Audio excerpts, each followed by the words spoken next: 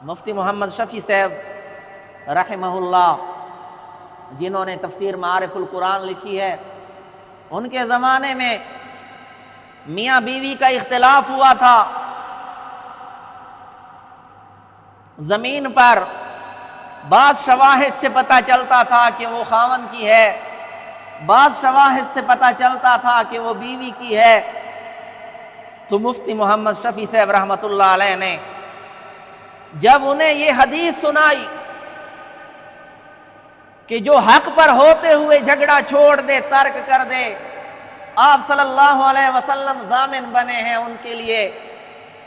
جنت کے درمیان میں اعلیٰ حصے میں اور نچلے حصے میں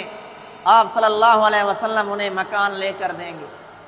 تو وہ عورت کہنے لگی کہ اگر آپ صلی اللہ علیہ وسلم ضامن بنے ہیں تو میں یہ زمین چھوڑ دیتی ہوں، اس کی کیا حیثیت؟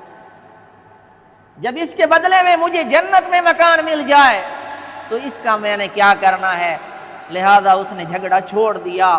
تو وَإِذَا خَاطَبَهُمُ الْجَاهِلُونَ، جہالت کا ایک ترجمہ جھگڑے کا بھی کیا ہے کہ جب جھگڑا کرنے والے ان سے ٹکراتے ہیں تو وہ سلامتی کی بات کہتے ہیں، ان کے ساتھ جھگڑا نہیں کرتے، جھگڑا چھوڑ دے۔